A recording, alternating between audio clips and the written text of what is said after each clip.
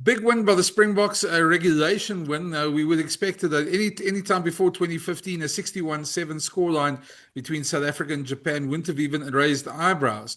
But I suppose, yeah, a lot of people did their best this week to try and resurrect the Brighton memories. It wasn't going to be. With me today to chat about it, again, is Nick Mallett and Gavin Rich. Guys, welcome. Nick, let's start with you. Yeah, Yes. it was regulation, and I suppose nothing bad. With Springboks got everything they wanted except for the Nche injury, which was Yeah. probably the biggest price to pay there. Yeah, that's exactly what I was going to mention that first because he is such a key member of the starting 15. His dominance over tight heads internationally has been unbelievable for a huge bloody bonus for South Africa. So to go into that French team knowing that you're going to get 3 or 4 penalties from him is a massive advantage. So we're not sure quite how bad it was, but it didn't look good when a guy has to go off like that at the beginning of the game. Ethan Hooker played well too, and he also got injured. I'm not sure whether his injury is quite as bad, but he was very good under the high ball, and I thought he's looking very confident as a Ju- Springbok at the moment. Nick, sorry, just Um, to interrupt you there. Ox, we did hear last night. Ox is out for the rest of the tour, so that's a huge oh, blow. I beg your pardon. I didn't know Yeah, about that. yeah. Okay, no, that really is so. Okay, well, that throws a whole a new aspect on the rest of the tour because, as I said, he is so dominant, and with Kitshoff or Beast, we've been really privileged to have loose heads who get on top of their opponents. And I think now with Jan Henrik Wessels, also the fact that he's taken an 8 game, he was also sort of backing us up on the loose head side. So there's quite a lot of work to do there now with Steenekamp and is it Brian Fenter? I think those are the two guys now Fine, in yeah. the drive. Yeah, but maybe we won't get the dominance. But just on this Japan game, sorry, I've moved away with because that Ox thing is that's a real blow to the Springboks. You're 100% right. I thought they started off the game well. I was very impressed with Sasha Ngoma Zulu's sticking to the tactics, which was not fast and loose. You've got to play against Japan and force them, backwards, force them to turn around, not give them quick ball, go from set piece to set piece, which we did really accurately. And we did get a couple of scrum penalties. I thought Porthen did nicely, very nicely in his first game, won a few penalties and also played well in the tight loose. And our forwards got on top. We played some pretty just physical rugby, playing one-off passes, big carries. We had Damien Dallander and Creel also carrying really hard and straight. And it was only in the second half where once we got this 30-odd points, I think, that suddenly we saw how good our back three could be, and Arendt's great finishing. And I thought Cheslin was back to his best, some really good, intelligent play from fullback, varying his kicking game and his counter-attacking game. So, as you said, a regulation win, except that we got such a shock in Brighton in 2015. But this was a well prepared Springbok side that obviously weren't going to slip up, and they played exactly the right sort of rugby to put away Japan. And it's a really good preparation also for the French test coming up. Gav, maybe just before you jump in there, how costly do you think Ox is going to be? I mean, because Karel Steenekamp looked good when he came on, but geez, if we get another injury, Rassie did say he's going to probably call up Asenati, but he's a tight head, so he might be able to play loose head. But they've also got Thomas du Toit who could probably also switch over. Yeah, no. Well, Nick said it. He mentioned Jan Hendrik Wessels. I was just wondering if he was going to get a mention there because that is actually what makes it so difficult to overcome. Is I think that Jan Hendrik Wessels. I read somewhere last week that he's like the next Oxenshare and the next Malcolm Marx sort of rolled into one because I think he is that good. And if Jan Hendrik Wessels was going to go in there next week, then I wouldn't. And I do rate Gerard Steenekamp as well. You mustn't forget that he was out for the whole international season. So, and there were times in the international season when I thought they were missing him. Look, I mean, Nche hasn't played for the Stormers yet. He'll be back in November. So you've got actually more depth in that position than we realised, than we've actually seen on the field this season. But it is a big loss to. But at the same time, I'll take a bit of a philosophical view to that. I'll say, well, the way Rassie thinks sometimes is, like, let's do a sort of dry run for the World Cup, and where there will be injuries in the World Cup. Maybe Ox and Nche will be missing for games at the World Cup. These games are important. South Africa want to beat France. Next week, we're going to be very depressed if they haven't beaten France the night before.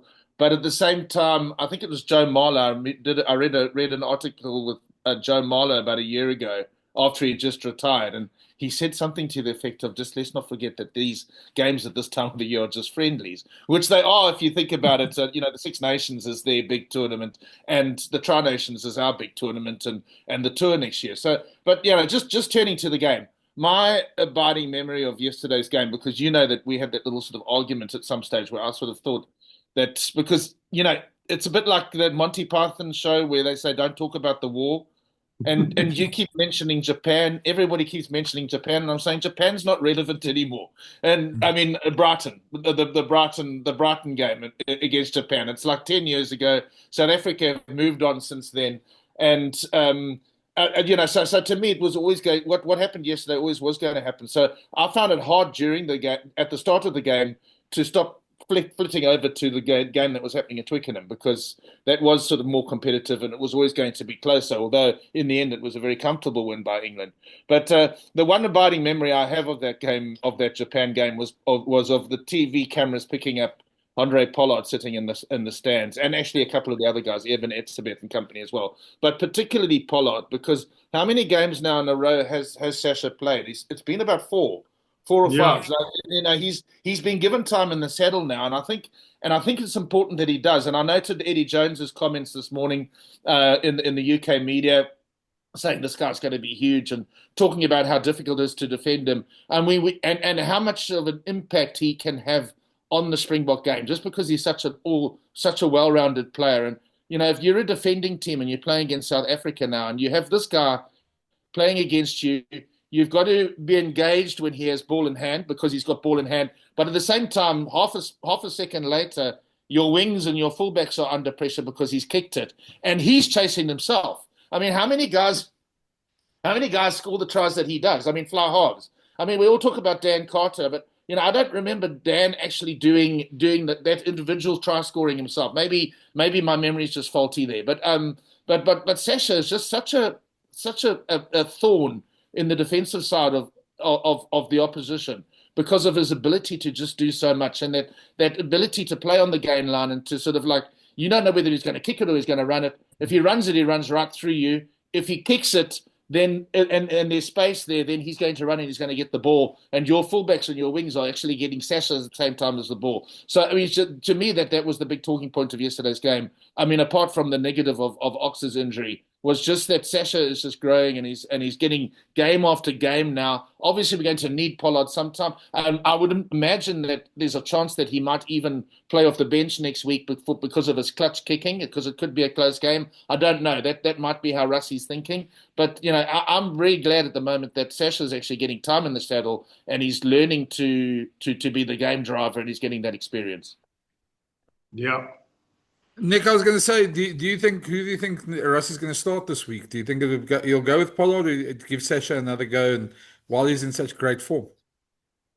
With Rusty, I'm so worried about predicting anything with him as a selector. But one would think, unless it's, even if it is pouring with rain, one would think that he'd go with Sasha. He's had quite a few good games in a row, and he played well with the Stormers when he played he played for them when he came back from the BOKS recently. So he's oozing confidence at the moment, and he definitely, I mean, subsequent to the win in Wellington, was it where we came back after the game against Eden Park against the All Blacks? I thought he's sort of got that position as his own. And I know Rusty keeps on saying, we've got three fly-halves and there's a moment when we'll be playing, when we'll be needing them. But I think probably going into that France game, you want to start with Sasha, and I agree entirely with Gavin. I think that you need a clutch kicker off the bench just in case those last 20 minutes. We need to close it out with some good territorial kicking, and not playing fast and loose. Not that I think that Marnie's learned a lot, and he's better now than he was prior to that game at Ellis Park, but against Australia. But Pollard definitely is, he's shown that he can, under pressure, put the ball between the posts. And it might be a 19-18 game and you're down 19-18 and you just need to get those 3 points. Sasha is a lot of people are going to be talking about this guy for a long time. And Gavin's right. I think that Dan Carter was probably a more collective fly half from a young age. I think when I say collective, he played other people into space a lot more than he had the pace and the ability to break the line. A few occasions, just when the gap opened up and he could score tries with ease, and little chips for himself as well. But Sasha has an ability, he seems to have an ability just at any given moment to do something that no one else can do. I mean, the up and under and sort of the semi-contest with one hand, but he just knocked the guy off balance enough so that ball went to ground. And then he's got this athletic ability to stay on his feet, pick the ball up with one hand, and he's over. And he did it again. He did it against Zebra when he played for the Stormers, almost exactly the same sort of kick and chase. And in a test match, when you have a fly-up who can do that, he can just change the momentum of the game, as he did against Argentina in Durban with those couple of kicks as well, and that long kick downfield, chasing it. So it's like France playing without Dupont. Dupont is someone who can change change the pace of the game and change the momentum of a game. And I think Sasha's got the ability to do that as well. Without putting too much on him, he's early in his career, but he's got so much self-confidence. He's been captain of teams. You can see he's talking a lot on the field. He's very comfortable in that side at the moment. So my feeling is Rusty will give him another go against France. Gav, I want to maybe also just Nick can also weigh in here after you, but confidence, Nick, you're right. He's got a lot of self-confidence, but self-confidence is not something that's we used in the South African game. We like our players to be humble and sort of a bit drawn back, etc. But often in the last couple of weeks, especially since Durban, I've seen a lot of people saying, geez, but he's got quite a big head and he's quite confident and all that. I don't think it's necessarily a bad thing. Of course, there's always a fine line in that. Gav, just your thing. Do you think there's a danger there, or do you think he's so well adjusted that we don't have to worry about stuff like that? Okay, so if you've got Nick wouldn't be able to tell you this better than me because he's been a coach, but I would imagine that if you've got a player in your side that's big-headed, or he's got that sort of arrogant strut about him, and he's also selfish, then that can be a problem. But from what I hear about Sasha, I did an interview for a magazine article this week with Vernon Matongo, the Stormers loose head, who, by the way, in a couple of years' time, I think is going to add, once he's qualified, because he's currently still Zimbabwean, is going to add to our our loose head resources. But I did an interview with Vernon this week, and he spoke about his first game for the Stormers and how he came on, and how Sasha, who's the same age as him, Sasha's 23 and he's 23, and Sasha came up and he came straight onto the field, Vernon, to deal with the scrum. I mean, he went straight into a scrum. This is his first game for the. Oh well, he had played a Champions Cup game earlier in the season, but that's almost didn't sort of count. It was one of those second string games where the Stormers got well beaten. So this was his first really big game. It was a URC game. I think it was against Connacht, and apparently Sasha came across to him and said, "Listen, you're going to get us a scrum penalty here. You're going to go in and we need a scrum penalty, and then I'm going to kick the 3 points. So that's what you do. You go and get me a scrum penalty." And And Vernon said that's exactly what he did. He went and he got the scrum penalty, and Sasha kicked the 3 points. So I would love to play with a guy like that. He'd probably make me good. You know what I mean? He's he's a sort of like, I mean, I think Nick might remember as well, because, I sometimes like going off into cricketing analogies. But you sometimes, somebody like a Barry Richards back in the 1970s and the 80s was a very sort of special sort of player, but he was almost a league above the players around him. And from what I hear, some of his teammates used to sort of think that, he didn't realize that they were just mortal and that they were just human. So they couldn't do. So Barry was sometimes apparently a difficult guy to play with, because he was a little bit hard. When he was a captain, he was hard on you, because he sort of thought you should have just done this. And they would sort of say to him, but we can't do that. You can do that. We can't. So that may be the thing with Sasha, is that he is almost in a league of his own. So when you talk about him as a captain, you'd sort of think, well, maybe he would be a problem because of what I've just said. But from what I'm hearing, that's not the case. He's quite well grounded and understands people. So him being cocky, I think if it's infectious, it's actually really good for the team. Yeah, I think coming in to support you here is that. Self-confidence is often you're accused of arrogance, and it's not necessarily the same thing. To be self-confident in sport is a massive advantage. It's a massive advantage to think, give me the ball. I want the ball. I want to do something for my teammates. I know I can, And that, instead of saying, going to your shell, no, I don't want to make a mistake. You get, now those two types of attitudes in sport, are either a winning attitude or a losing one, and Sasha's got a winning attitude. He wants the ball in his hand. If he kicks the ball badly, he's not worried about the next time he kicks the ball. He wants the opportunity again to show that that's a 1 in 10 mistake. It's not a 9 out of 10 mistake, and so that's self-confidence. And sometimes it bubbles through where, you on the field, you've got a bit of a swagger, and I think you've just got to be careful not to call it arrogant. You've just got to say, listen, this guy is confident in his own abilities. He really wants it. He wants the ball. He wants the chance to show what he can do and to do the best for his teammates. And it's not necessarily saying that I'm arrogant, I'm much better than the rest of you guys. That's not, there's a big difference. And you made the point. You said, as long as you're not selfish. And he's definitely not selfish. You get a guy who's confident, who loves his teammates. That's a fantastic advantage in a team game. And remember that if you're playing tennis, or if you're an athlete, I mean, you've got to believe you can win. You've got to believe, I'm going to win this 100-meter race. When Bolt ran the race and he did that whole bloody performance afterwards, I loved it. I absolutely loved it, because it just showed he was on top of his game. He wanted to show the world, you're seeing something special now.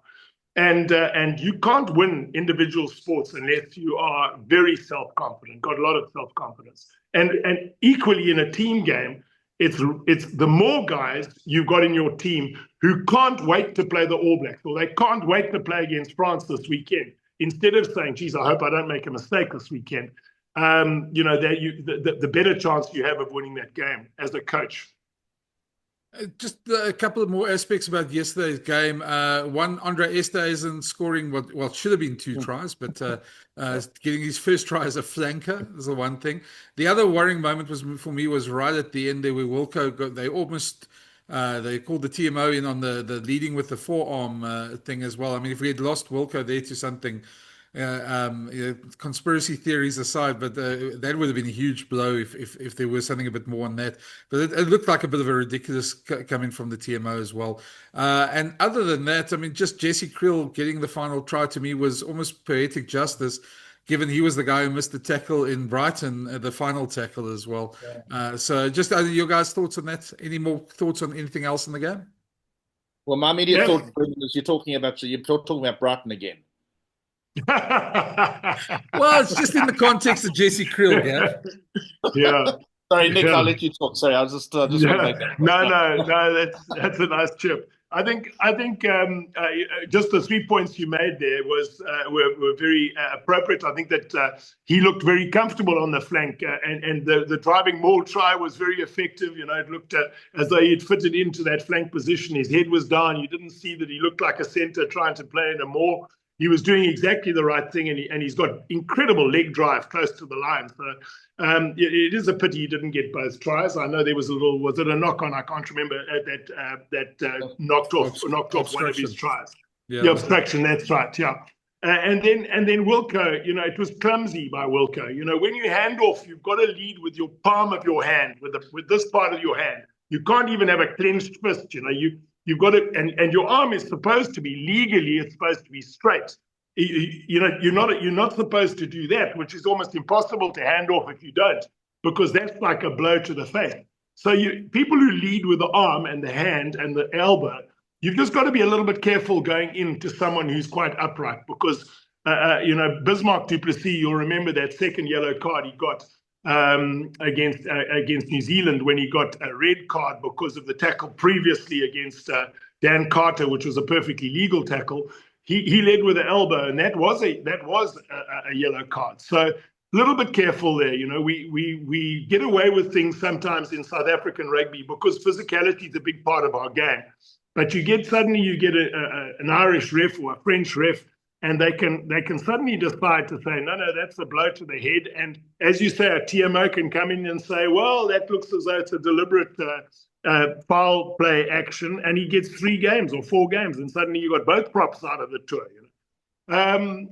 Otherwise, job well done in that game. And as you say, Jesse's, suddenly he was captain of the team, and then he was out of the team, and now he's back in the team. He seems to be an incredibly nice person, a wonderful personality, good leader on the field. He asked some very good questions of the referee.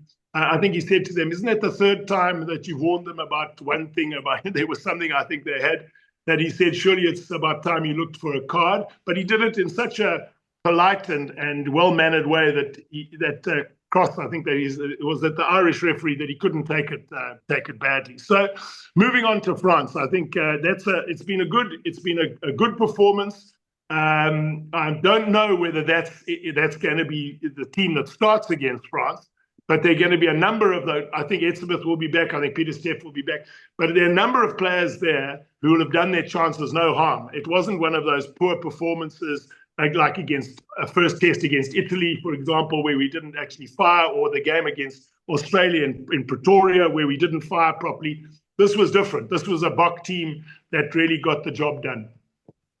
Nick, would you be comfortable if let's say Damian Willems doesn't get through his hamstring injury this week? Would you be comfortable with Cheslin playing 15 against France? Yeah, absolutely. I would. Absolutely, I would. I think he's become such an experienced player, and we talk about self-confidence there. That guy's, there's no arrogance there at all, but geez, there's a lot of self-confidence. He absolutely believes that he can bump off a lock, and he can bump. It's almost worrying that a guy of that size, I love his judgment. His judgment at the back is good. When to kick, when to counter-attack. He took a real look at that counter-attack run of his, and he saw there were 2 forwards, I think, and he got in between the 2 of them. Might have been one backline player, but the backline player had given him a half a space. And when he ran between those 2 players, there was such sort of execution, good execution, and understanding that there was a good opportunity to get ahead. And then, he could have looked for the pass, but the pass was a bit difficult because there was someone between him. So the little kick ahead was perfect, and then Orange was on the end of that. So I think too, when you look at him, you obviously say they're going to kick the high ball, but having played wing, they kick the high ball on wings all day, and he's done really well there. So his difference, his point of difference is his explosive spring. He gets as high as a table. His feet, the bottom of his feet are as high as a bloody dining room table off the ground. He's so explosive. And when you get a big guy will jump, and he's only a foot off the ground. But this guy just gets so high. So I wouldn't worry at all about that. And also, to add to that, his experience of that back 3 of playing on the wing, he'll understand the role of the fullback. He'll be doing a lot of talking. I imagine if Ethan Hooker is out, then it might be Canan Moodie playing there. So between Canan Moodie and him and Arends, we're blessed with 3 great players, as well as Ethan Hooker. Well, we could actually play Canan at centre, of course. He's played centre there the last couple of games. So move out if there's not. Yeah, no. It's just that there's that sort of control that Damien brings as well. Yes, Damien physicality. Williamson. Yeah, and Yeah, I physicality. think, yeah. Damien's just an extraordinary.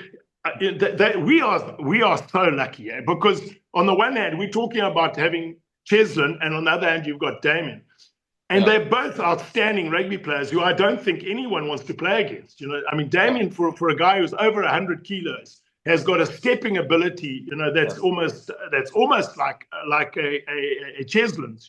He perhaps hasn't got that explosive speed, but his turnover ability, his physicality, his counter ruck, and his love for the box and the teams he played for, Stormers. I mean, he gives 100% every time he plays. So he is missed, but we're very fortunate to have Cheslin as well. And then you're going to have him next week calling for a mark, and we'll take a scrum. That's what we did. What we did last time. Yeah, but maybe not if we don't have Nche. True story. Yeah. Guys, let's turn to some of the other games there. I mean, Nick, Gav, a couple of weeks ago, I said I made the thing that if you look at that All Black team, there's not many guys who'd walk into a world team. But last night against Ireland, late night, the two guys who really stood out for me, Wallace Atiti, when he got on the field, it almost changed the game. And Cam Roygaard, who's certainly, since he's been back, has made that All Black team almost a different beast as well. Just your guys' thoughts about, and let's also talk about the red card, the Tad Byrne red card that's got Ireland up in arms. Technically, for me, a red card, although the law is a bit of an ass in terms of that. But a very interesting game there at Soldier Field in Chicago. At least the one thing I just want to say before you guys weigh in is that if that's the what we're going to show the American audiences, I'm not sure they're going to. We spoke before this about how fast the game and how stop-start affair it was, but just the whole production, everything was just. I hope we're not going to see that one by the time we get to a World Cup. Gavin, you go. Well, okay. Yeah, no, well, look, I mean, Brendan, if somebody went back over my sports writing career and wanted to look for something that I've been quite consistent on, it probably is that type of red card, which to me, I mean, I know we've got to make the game safer, but it just ruins rugby. We see those things. I remember, I mean, just when guys are just sort of careless or reckless and then they get a red card. But at the same time, what I was always calling for has sort of happened as well, because it's now only 20 minutes. So to me, that is actually an improvement. So Ireland complain if it was if they were down to 14 men from the third minute of the game to the end, then I would complain. But now, you've got a 20-minute red card and it's and a yellow is 10, and you end up getting balanced out. I mean, let's talk. I mean, this sort of relates to a point I was thinking about earlier when Nick was talking about our discipline. Let's not forget when we went to Marseille in 2022, the last time we played France over there, we lost Peter Steph du Toit, I think, in the 6 minutes of the game, and that game was ruined as a result. Although Dupont eventually got red carded himself, if I remember correctly, early in the second half. But the whole flow of the game sort of got messed up. In a way, it might have worked for South Africa, because I think that game we actually started to run the ball. I think it was probably planned beforehand. But we did a lot of running around in that game and counter-attacking. And it was almost after that South Africa started to sort of change their template a bit. But to go back to last night's game, I'll be honest, I didn't see it live because I actually fell asleep just before the game. And I woke up about 8 or 9 minutes into the game. And I didn't know there was you don't immediately think, because they're not talking about the red card anymore. And it was only in about the 20th minute that they mentioned that the guy's going to come back on. And I thought, jeepers, was there a red card? But then when I saw it, I thought, jeepers, I mean, it's just one of those incidents in rugby that I wish we could somehow get around, because it does drive some people away from the game. It's like that's my comment. Yeah, from my side, I agree. There was absolutely no force in it. They said it was with force, and that was, how could there be force? He only saw Barrett. If any acceleration came from Barrett, who took it incredibly flat right on the advantage line, and the Irish Byrne, I think he looked at the last second and saw the defender right on him, and he sort of hunches like that and turns his shoulder, which obviously you can't do that. I thought maybe a penalty and a yellow card and let's get on with the game, But to say if a red and there was high force and high danger, some of these TMOs really don't know what they're doing. Honestly, they get it wrong. I think they get it wrong anyway. It's a personal opinion here. It's not. I don't think there's. They're trying to follow the letter of the law, and there's a certain physicality in rugby that happens in a split second. And I don't know if Byrne had an ability to bend in that last second because of how flat and how right on the gain line Barrett took that pass. But anyway, it was. I agree that this 20-minute, I beg your pardon, red card where the player himself can't come back on the field is a really, I think, a very, very good a new law that they brought into the game, because it doesn't spoil the spectacle over a long period. And it also, to be honest, it does punish the person who's actually caused the red card. The person who's got the red card gets punished, as opposed to his team getting punished. Otherwise, it was an interesting game. The first thing, that the sort of inaccuracy in the lineouts from both teams, I thought was a talking point. I mean, I think Victor Matfield would have been pulling his long dark hair out if he was coaching one of those two games, those two teams. And the other thing was the aerial skills. I think that when they were kicking really well, I thought the Irish aerial skills were good, and they were leading, I think, for around about 50, 60 minutes of that game. And then the last 20 minutes, it was a strange thing that happened. The bench came on, and they really gave a lot of dynamism to that All Black team. And you're right, the big centre, I hesitate to pronounce his name, but he was outstanding. And suddenly the passes were sticking, and they were getting a bit more. They were running shorter lines and better passes, and they were getting space. And it was, getting. I think they scored 2 or 3 in the last 10 minutes to win it in the end reasonably comfortably. But just to add again, if you're going to try and take a game of rugby to America, who are going to host the World Cup in what is it, 2031, I think it is. You want to make sure that people, enjoy the spectacle, and to have a referee there who is a very technical referee. He's a guy who will blow every single mistake, and it was very frustrating for me. You wanting to see a game that flows between two teams that are very good at phase play rugby and holding on to the ball. Both of them are very good at it. And suddenly to have, you're pushing early, or you're not taking the hit, or the ball's not straight in the line out because one guy contested, or you've just gone in front of the lifter. So now it's a penalty against you. I mean, it was just so frustrating having the game broken up as it was by that referee. I'm on mute. Sorry.